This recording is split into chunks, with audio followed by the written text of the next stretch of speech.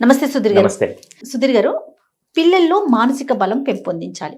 మనం ప్రతిరోజు చెప్తాం, తల్లిగా చెప్తూనే ఉంటాం, ధైర్యంగా ఉండాలి, ధైర్యంగా ఉండాలి, ఏ సమస్య వచ్చినా మాతో డిస్కస్ చేయాలి, దాన్ని ఎలా ఎదుర్కోవాలో కూడా మీరే నేర్చుకోవాలని. కానీ కొంతమంది పిల్లల్ని చూస్తామండి, చిన్న దానికి బెంబెలెత్తిపోతారు, ఇంట్లో మాత్రం గట్టిగా మాట్లాడతారు, ఏదైనా చేస్తారు. ఏదంటారు చూడండి, ఇంట్లో పులి బయట పిల్లి లాగా. బయట ఎవరైనా అంటే చాలా భయపడిపోతారండి. కొంతమంది వచ్చి షేర్ చేస్తారు, మరి కొంతమంది షేర్ చేయరు. పిల్లల్లో మానసిక బలాన్ని ఎలా పెంపొందించాలి? ఇందాక మీరు అడిగిన ప్రశ్నలోనే కొన్ని విషయాలు చెప్పారు. నేనే చెప్పేశాను. మీరే యాక్చువల్ గా లాజిక్ దాంట్లోనే ఉంది మ్యామ్. ఫస్ట్ ఏంటంటే ధైర్యంగా ఉండాలి, ధైర్యంగా ఉండాలి, ధైర్యంగా ఉండాలి అని చెప్తారు. అవునా? ఏదన్నా షేర్ చేసుకో ఈ రెండు డైలాగ్ జాగ్రత్తగా చెప్తూనే ఉంటారు. మ్యామ్, నేను ఒక విషయం అడుగుతాను, భయం వేసినప్పుడు నీకు అలాంటి సందర్భం వచ్చినప్పుడు ఇలా హ్యాండిల్ చేయమని ఎంతమంది చెప్తున్నారు? అస్సలు నాకు లేనే లేదనుకోవాలండి. ఇప్పుడు ఇంతకు ముందు రోజులు ఒక సామెత చెప్పేవాళ్ళు, మీకు ఐడియా ఉందో లేదో, వీడు ఎక్కడైనా బతికేస్తాడరా, వీడు ఎక్కడైనా జలాయించుకొని వచ్చేస్తాడని చెప్పి చెప్తూ ఉంటారు. ఇప్పుడు ఎందుకు అది మిస్ అవుతుందంటే, వాళ్ళని కేవలం మార్కులతోనే నువ్వు ఫెయిల్ అవ్వద్దు, బాగా మార్కులు తెచ్చుకుంటే, ఫెయిల్ అయితే దాని నుంచి నువ్వేం నేర్చుకోవాలి, దాని నుంచి ఎలా హ్యాండిల్ చేయాలి అనే ఆలోచన మైండ్ లోకి నింపకపోతే ఎలా తెలుస్తుంది?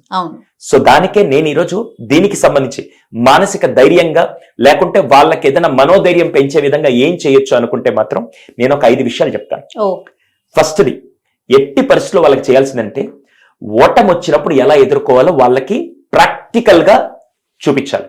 ఏదన్నా ఫర్ ఎగ్జాంపుల్ వాళ్ళు ఒక సబ్జెక్ట్ లో మార్కులు తక్కువ వచ్చాయంటే, ఇట్స్ ఓకే, ఇప్పుడు దీని నుంచి ఏం నేర్చుకుంటాం, ఎందుకు తక్కువ వచ్చింది అనుకుంటున్నావు, దీన్ని ఎలా హ్యాండిల్ చేస్తావు, నువ్వైతే దీని నుంచి ఎలా బయటకు వస్తావు అని మనం చెప్పాలి తప్ప, మార్కులు తక్కువ వచ్చాయా ప్రతిసారి ఇంతే, నువ్వు ఇంకా అనగానే వీడికి ఎక్కడ లేని బాధలో, టెన్షన్ లో ఇంకా నా వల్ల కాదేమో అని నెగిటివ్కి వెళ్ళిపోయే వాళ్ళు కొంతమంది ఉంటారు, తీసుకొని ముందుకెళ్లే వాళ్ళు ఉంటారు. ఫస్ట్ మీరు చేయాల్సింది ఏంటంటే, వాళ్ళని రియల్ టైమ్ సిచ్యువేషన్స్ లో వచ్చినప్పుడు, దీని గురించి బిల్ గేట్స్ గారు వాళ్ళ ఇంటర్వ్యూలో రాస్తూ ఒకటి చెప్పింది ఏంటంటే, నేను ఈరోజు ఈ స్థాయిలో ఉండడానికి కారణం మా అమ్మ నాన్న అన్నారు. నేను ఇంత కాన్ఫిడెంట్ గా ఉండడానికి ఏం చేసేవాళ్ళంటే, వాళ్ళు భోజనానికి కూర్చున్నప్పుడు అంట, చాలా అద్భుతమైన విషయం మేము మామూలుగా మనందరం భోజనాలకు కూర్చొని ఈ రోజు స్కూల్లో ఏం జరిగింది ఇలా చెప్తూ ఉంటారు. కానీ వాళ్ళ ఫ్యామిలీ నేర్పించిన గొప్ప విలువ ఈ రోజు బిల్ గేట్స్ ని ఆ స్థాయిలోకి తీసుకెళ్ళడానికి కారణం అది.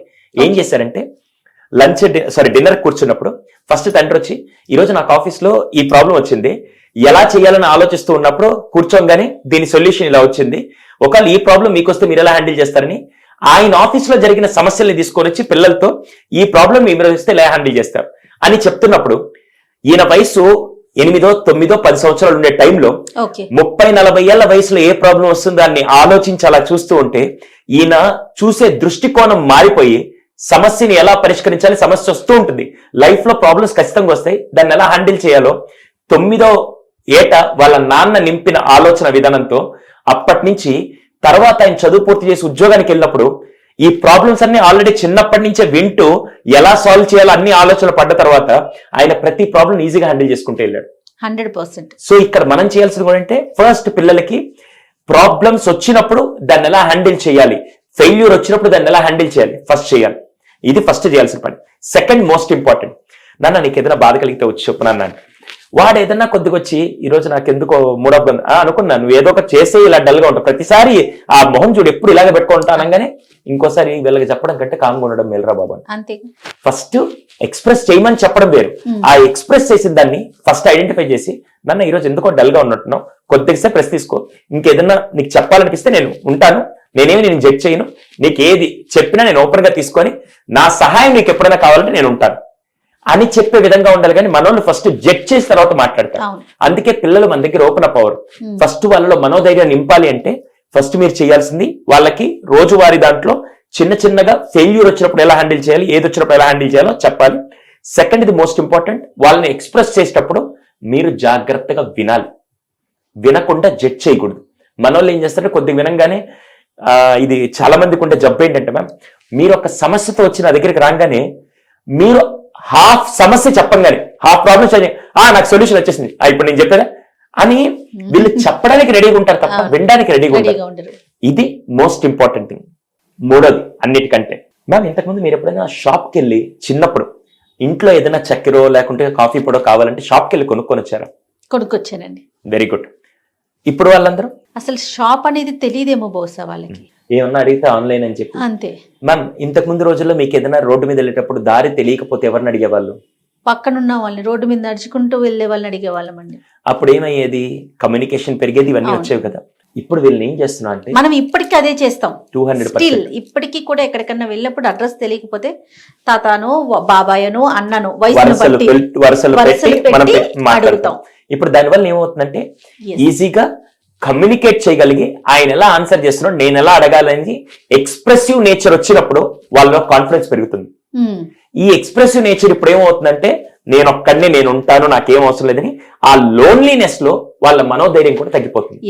సో ఫస్ట్ వీళ్ళని ఏం చేయాలంటే చిన్న చిన్నగా ఎక్స్ప్రెసివ్ నేచర్ లోకి తీసుకెళ్లి చేసే విధంగా యాక్టివిటీస్, మీరు కూరగాయలు కొనేటప్పుడు కానీ కేవలం అన్నిసార్లు వెళ్ళి ఆన్లైన్ లోనో లేకుంటే సూపర్ మార్కెట్ లోనో ఇలాంటి విషయాలని కాకుండా మీరు అప్పుడప్పుడు రైతు బజార్కి వెళ్ళి వాళ్ళని ఎక్స్పోజ్ చేసే విధంగా చేస్తూ ఉంటే వాళ్ళు ఓహో ఇలా ఉంటుందా ఇలా ఉంటుందా.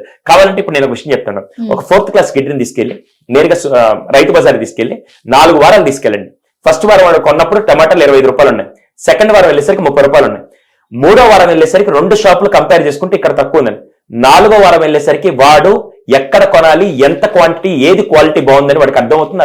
100% అండి. ఇది కూర్చొని పెట్టి ఇంట్లో చెప్తే అర్థం కాదు, రియాలిటీకి వెళ్తేనే అర్థం అవుతుంది. ఇది 3వది. అవసరం అంటారా సుధీర్ గారు? సరే మ్యామ్, అవసరం తెలియకపోతే ఆర్థిక మాంద్యం ఎంతైతే మీకు డిఫరెన్స్ కనపడుతుందో పిల్లల్లో రేపటి రోజున డబ్బు వీళ్ళు ఎవరికి అర్థం కాదు. మీరు అన్నిటికంటే ముఖ్యం ఇక్కడ నేర్పించేది ఫస్ట్ నెగోషియేషన్ స్కిల్స్ నేర్పిస్తున్నారు మ్యామ్. నేను ఒక విషయం అడుగుతాను, అదే రైతు బజార్ కిడ్ని తీసుకెళ్ళి అన్నా పోయినసారి నువ్వు 25 రూపాయలు 30 రూపాయలకి ఇచ్చావు, ఇప్పుడే 35 రూపాయలు చెప్తున్నావు, ఎందుకు రేటు పెరిగింది అనే విషయం మాట్లాడితే, ఒకటి బాబు మొన్న లారీల స్ట్రైక్ వల్ల దీనివల్ల ఇది జరిగిందంటే ఓహో లారీల స్ట్రైక్ జరిగితే టమాటాల రేటు పెరుగుతుందా అనేది వాడు నేర్చుకుంటాడు. రెండోది, అన్నా నువ్వు గనక 30 రూపాయలకి ఇస్తే తీసుకుంటా, లేకుంటే నేను పక్కెళ్ళి 25 రూపాయలు తీసుకుంటా, లేకుంటే అక్కడ 30కి ఇస్తున్నానంటే వద్దులే తమ్ముడు తీసుకో అని అంటాడు. అంటే ఇక్కడ ఏం చేశాడు, నెగోషియేషన్ స్కిల్ కూడా నేర్చుకున్నాడు. ఇది ఏ సిలబస్ లో ఏ పుస్తకాలు నేర్పిస్తారు మనందరం అక్కడి నుంచి నేర్చుకొని వచ్చాం కాబట్టి ఈ రోజు ఇలా ఉన్నాం. రైట్. సో ఇది 3rd వన్. 4thది అన్నిటికంటే ముఖ్యం ఏంటంటే వాళ్ళ ఎమోషన్స్ ని మీరు ఐడెంటిఫై చేయాలి. మామూలుగా స్కూల్ నుంచి రాగానే ఫస్ట్ ఏమైంది ఏంటి అని కాకుండా ఒక్క నిమిషం వాడు వచ్చాక, మామూలుగా చాలా మంది మేము సైకాలజిస్ట్ అనగానే సార్ మేమేమనుకుంటాం మా ఫేస్ చూసి చెప్పండి. యాక్చువల్గా చెప్పాలంటే పిల్లల ఫేస్ చూసి, హస్బెండ్ ఫేస్ చూసి, వైఫ్ ఫేస్ చూసి వాళ్ళ మైండ్ సెట్ తగ్గట్టుగా వాళ్ళు ఏ ఎమోషన్లో ఉన్నారో మనం చెప్పగలుగుతాం. ఇది మనందరికి ఉండే థింగే. మనం చిన్నప్పుడు మనకి ఏదైనా కావాలి అంటే అమ్మనో నాన్ననో అడగాలన్నప్పుడు వాళ్ళు మంచి మూడ్ లో చూసుకొని అడుగుతామా, ఎలా పడితే అలా ఉన్నప్పుడు అడుగుతాం? ఎలా తెలుసు మనకి మంచి మూడ్ లో ఉన్నారని? వాళ్ళ ఫేస్ హ్యాపీయెస్ట్ ఫేస్ లో ఉన్నప్పుడు మనకు తెలుస్తుంది. రైట్. ఇక్కడ కూడా మనం చేయాల్సిన పని అదే, వాళ్ళ ఎక్స్ప్రెషన్ అంటే వాళ్ళ ఎమోషన్ ఎలా ఉంది, ఎలా వెంటౌట్ చేస్తున్నారు, ఆ టైంలో ఎలా ఉన్నారు, ఫస్ట్ వాళ్ళ ఎమోషన్స్ ఐడెంటిఫై చేస్తుంటే పిల్లలు ఈజీగా మనకు కనెక్ట్ అవుతారు. అప్పుడు వాళ్ళకు కూడా తెలుస్తుంది, ఓహో నేను అప్పుడప్పుడు కోపంలో ఉన్నప్పుడు ఇలా రియాక్ట్ అవుతుంటే ఇది జరగకుండా ఉంటే బాగుంటుందని. ఇలా చేయడం వల్ల వాళ్ళ ఆత్మస్థైర్యం పెరిగి అది వాళ్ళ మనోబలాన్ని పెంచుతుంది. అన్నిటికంటే లాస్ట్ ముఖ్యం ఇది. ఈ రోజుల్లో మనం ఏది విలువలు తెలియకుండా ఇచ్చేస్తూ మనం చేస్తూ ఉంటాం కదా. ఈ రోజు నుంచి ఫస్ట్ చేయాల్సిందంటే వాడికి ఏది కావాలన్నా వాడు సంపాదించుకునే విధంగా మీరు చేస్తే వాళ్ళలో కాన్ఫిడెన్స్ వస్తుంది. అలానే నేను ఇప్పుడు కూలి పనులు పంపించమనో లేకుంటే వెళ్ళి పనులు చేసుకోమని చెప్పట్లేదు. ఏ వస్తువు అడిగినా ఇన్స్టెంట్ గా ఇవ్వకుండా డిలే గ్రాటిఫికేషన్ చేస్తూ, అంటే ఇప్పుడు ఫర్ ఎగ్జాంపుల్ ఈ మధ్య పేరెంట్స్ ఏమయ్యారంటే, మ్యామ్ మీరు చిన్నప్పుడు సంత అని వినుంటారు, అక్కడికి వెళ్ళి ఒక టాయ్ కొనుక్కుంటే ₹1,000 ఇంకా తర్వాత రాదురా బాబు దాన్ని జాగ్రత్త పెట్టుకొని చేసుకున్నాం. లేదు ఇంకోటి కావాలంటే మనం ఏదైనా మంచి పని చేస్తున్నా లేకుంటే ఏదో ఒకటి మనకు వచ్చేది. ఇప్పుడు వీళ్ళకేంటంటే అడక్క ముందు అన్ని ఇచ్చేస్తున్నప్పుడు ఆ ఈజినెస్ లో నేనేం కష్టపడకపోయినా నాకు వచ్చేస్తుంది, నాకేం చేయకపోయినా నాకు వచ్చేస్తుంది అన్నప్పుడు వీళ్ళు ఎఫర్ట్స్ పెట్టాల్సిన అవసరం లేకుండా సెన్సిటివ్గా వెళ్ళిపోయినప్పుడు ఇది మనల్ని కాన్ఫ్లిక్ట్ చేస్తూ ఉంటుంది. ఇప్పుడు నేను చెప్పినవన్నీ సైకలాజికల్ గా నేను చెప్పాను. ఇప్పుడు ఇన్స్టెంట్ గా ఈ రోజుకి ఈ రోజు ఇది అప్లై చేయగానే మార్పు రాదు. మీరు స్లోగా చేస్తూ ఉంటే వాళ్ళకే తెలియకుండా వాళ్ళలో కాన్ఫిడెన్స్ పెరుగుతుంటుంది. ఇప్పుడు నాకు సైకిల్ కావాలంటే నేను ఒక 6 months కనుక ఎఫర్ట్స్ పెట్టి ఇలా చేసిన తర్వాత అప్పుడు ఇది సంపాదించాలి నేను అని చెప్పే మైండ్ సెట్ డెవలప్ అయితే అప్పుడు వీళ్ళు నెక్స్ట్ లెవెల్ వెళ్తారు మ్యామ్. మానసిక బలం ఆటోమేటిక్ గా పెరిగిపోతుంది. ఖచ్చితంగా మ్యామ్. ఎందుకంటే ఇప్పుడు నాకు సైకిల్ ఇక్కడ విషయాలు టాయ్స్ అని కాదు, కాకుంటే ఇప్పుడు నేను సైకిల్ కొనుక్కోవాలి, దానికోసం ఎంత అవుతుంది, ఒక 3,000 అవుతుందా, 1,500 నేను పెడతాను, 1,500 నువ్వే సంపాదించుకోవాలి. ఈ 1,500 సంపాదించి నీకు 6 months టైం ఇస్తాను. ఈ 6 months లో నువ్వేమేమి యాక్టివిటీస్ చేస్తున్నావు దానికి నేను బదులుగా ఒక 10 రూపీస్ ఇస్తా, నువ్వు సేవ్ చేసుకో, 20 రూపీస్ సేవ్ చేసుకో, ఇలా సేవ్ చేసుకో, నాకు 1500 నువ్వు చేయంటే అప్పుడు వాడికి ఎలా చేయాలి, ఏ స్ట్రాటజీ అప్లై చేయాలి, ఏమేం చేయాలి అనే దాంట్లో ఒక ఇండివిజువాలిటీ నేచర్ డెవలప్ అవుతుంది. ఇది చేస్తే వాళ్ళలో రేపటి రోజున ఏది చేయాలన్నా ఒక ప్రాబ్లం వచ్చినప్పుడు వెంటనే ఆగిపోకుండా దీనికి ఏ మార్గాలు ఉన్నాయని వాళ్ళ మైండ్ సెట్ పెరిగి మనోధైర్యం, మనోబలం అంటే ఇదేనే మేడం, ఇక్కడి నుంచి చేయొచ్చు ఇలాగా. అంటే ఇవన్నీ మనం చేసే పనులే, కానీ ఇవి చేస్తున్నాము, ఇవి చెయ్యాలని ఇంకొంచెం ఫోకస్డ్ గా చేయండి. ఖచ్చితంగా రైట్ అండి. 200%. మరి ఇవన్నీ మనం అంటే తెలిసిన వాళ్ళు ఉంటారు, తెలియని వాళ్ళు ఉంటారు, ఎలా అప్లై చేయాలో కూడా తెలియదు. వారి కోసమే మీరు ఏదో కొత్తది ఒకటి తీసుకొచ్చారు. ఇక్కడ చాలా మంది మీరు అన్నట్టే వయసు వచ్చిన తర్వాత ఇప్పుడే పిల్లలకి ఆర్థిక విషయాలు చెప్పడం ఎందుకు ఇలా అని చెప్పి వదిలేస్తుంటారు. కానీ ఇప్పుడు పిల్లలు చాలా స్మార్ట్, వాళ్ళన్నీ స్మార్ట్ గానే ఈజీగా 10 ఏళ్ల పిల్లాడు ఇంతకు ముందు ఏదైతే నేర్చుకున్నాడో ఇప్పుడు 6 ఏళ్ల పిల్లాడు నేర్చుకునే స్థాయిలో ఉన్నారు. సో దానికి తగ్గట్టుగా పిల్లల వయసుకు తగ్గట్టుగా ఏ విషయాలు వాళ్ళలో మనోధైర్యాన్ని నింపుతూ సమస్య వచ్చినప్పుడు ఆగిపోకుండా, సమస్య వచ్చినప్పుడు ఓడిపోయిన ఆగిపోకుండా ఇలా ముందుకెళ్ళడానికి మేము తీసుకుని వచ్చిందే పేరెంట్ శాల.